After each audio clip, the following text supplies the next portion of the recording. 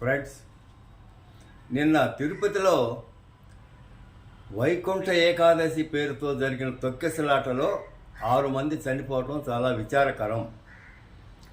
వైకుంఠ ఏకాదశి రోజు ఉత్తర ద్వారం తెరుస్తారు.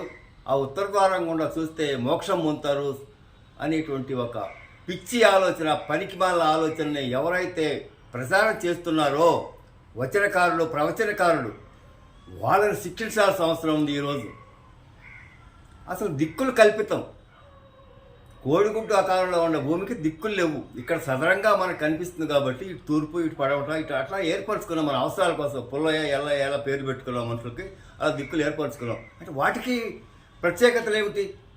ఉత్తర దిక్కు చూస్తే పుణ్యం వస్తుంది, స్వర్గం ప్రాప్తి. ఇలాంటి రాస్కెల్స్ని ఇలాంటి ప్రచారం ఎవరైతే చేశారో వాళ్ళ బాధ్యత వహించాలి. ఈరోజు నిన్న చనిపోయిన 6గురికి. అంతేకాదు, ఈరోజు అన్ని దేవాలయాల్లో కూడా ఉత్తర ద్వారం పెట్టి క్యూలు పెట్టి జనాలు ఇబ్బంది పెడుతూ ఉన్నారు. అసలు ఈ రకమైన ప్రచారాన్ని ఎవరైతే ప్రచారం చేస్తున్నారో వాళ్ళకి శిక్షలు పడాలి. అంతేకాదు, ఆర్టికల్ 51AHలో ప్రసిద్ధతతో శాస్త్రీయ ఆలోచన పెంచాలని రాసుకున్న సూత్రాలని అమలుపరుస్తామని ప్రమాణం చేసిన మన పాలకులు దాన్ని మర్చిపోయారు.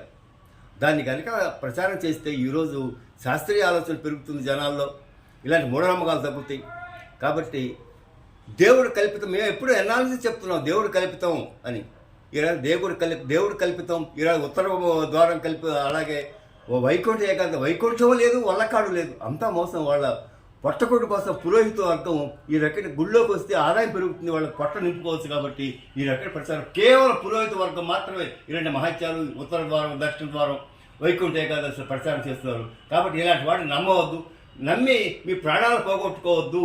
దేవుడు కల్పితం, శాస్త్రీయాలు మీరు చూస్తున్నారు. దేవుడి పేరుతో రకరకాలుగా మీరు ఈ రకంగా చేస్తుంటే దేవుడు మిమ్మల్ని రక్షించాల్సిన అవసరం లేదా? భక్తులు ఆలోచించండి. భక్తులకి మేము హేతువాదులుగా ఏం చెప్తున్నామంటే, మీరు ఆలోచించండి.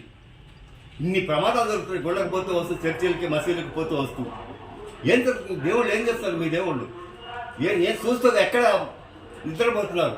ఆలోచించండి. కాబట్టి మూఢనమ్మకాలు వదిలి శాస్త్రీయ ఆలోచన పెంచుకోమని హేతువాద సంఘం ప్రజలకు విజ్ఞప్తి చేస్తుంది. Thank you.